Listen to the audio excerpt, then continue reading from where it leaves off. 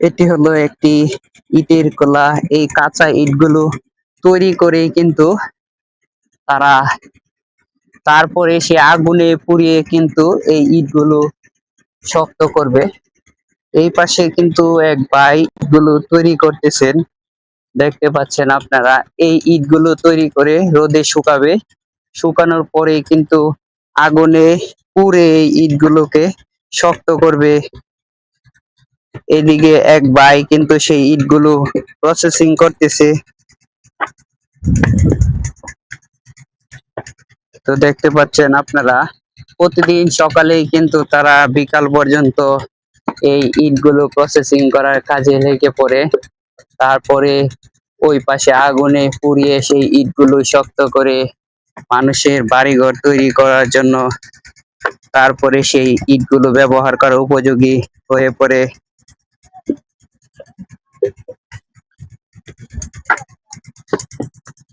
আপনি কতদিন ধরে ইট বানাইতেছেন এই জায়গায়? কতদিন ধরে এই জায়গায়?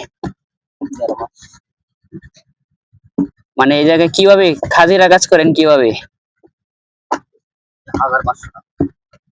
1000 ইট বানাইলে 500 টাকা দেয়? কত সময় লাগে 1000 ইট বানাইতে? 2.5 ঘন্টা না? আচ্ছা আচ্ছা, মানে আপনার গ্রামের বাড়ি এই জায়গায় না অন্য জায়গায়?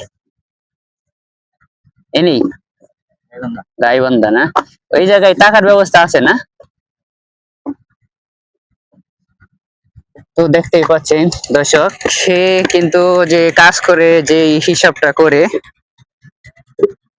1000 ইট তৈরি করলে কিন্তু 500 টাকা পায়। তার মানে একটা ইট তৈরি করতে 50 পয়সা করে পড়ে।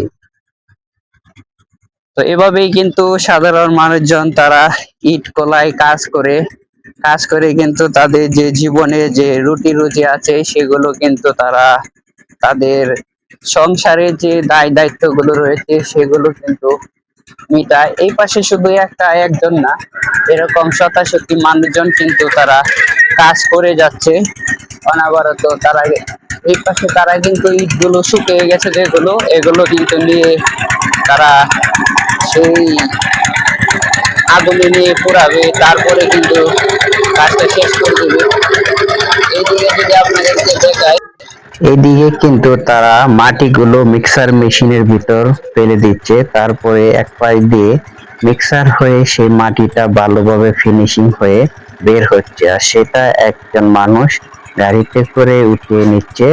আর একজন মানুষ এই মিক্সারের ভিতরে শুধু মাটি দিচ্ছে, সেগুলো ঘুরে ঘুরে মিক্স হচ্ছে, হওয়ার পর সেই মাটিগুলো ইট বানানোর জন্য তৈরি উপযোগী হয়ে পড়ছে। সেই মাটিগুলো নিয়ে এর আগে যে দেখাইলাম সেই লোকের কাছে পৌঁছে দিচ্ছে, আর উনি সেই মাটিগুলো দিয়ে ফর্মার ভিতরে ফেলে ইটগুলো কিন্তু তৈরি করছে। দেখতে পাচ্ছেন কত সুন্দরভাবে সেই মাটিটা মিক্সার হয়ে বের হয়ে আসতেছে। এভাবেই কিন্তু ইট বানানো প্রসেসিং শুরু হয়। সেই কাদা মাটিগুলো মিক্স করেই কিন্তু তারা সেই ইটগুলো তৈরি করে। ইটগুলো তৈরি করে এই জায়গায় শুকাই দেয়, শুকানোর পর ওই পাশে দিয়ে আগুনে পুড়িয়ে তারপরে কিন্তু সেই ইটগুলো তারা বাড়িঘর তৈরি করার কাজে ব্যবহার করা হয়। তো সকাল থেকে শীত ঠান্ডা বর্ষা যেইটাই থাকুক না কেন, কেটে খাওয়া মানুষগুলো তারা কিন্তু প্রতিনিয়তই এই স্ট্রাগল গুলো করে যাচ্ছে। তাদের পরিবারের মুখে হাসি ফোটানোর জন্য পুরুষরা কাজগুলো করে যাচ্ছে। এইটা মূলত বন্ধ আছে।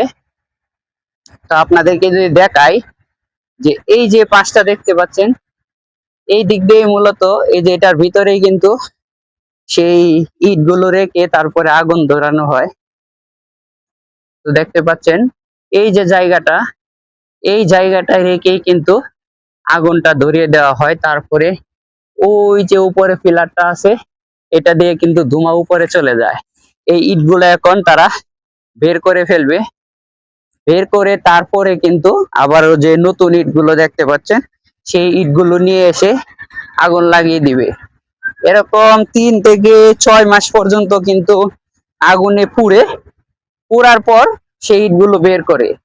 যেহেতু এখন শীতকাল, এখন ইটগুলো তারা ঢুকাবে, আগুন লাগিয়ে দিবে, বর্ষাকাল আসার আগেই কিন্তু সেই ইটগুলো বের করে ফেলবে। এরকম একটা না, অসংখ্য কিন্তু এই কোলাগুলো এই জায়গায় রয়েছে।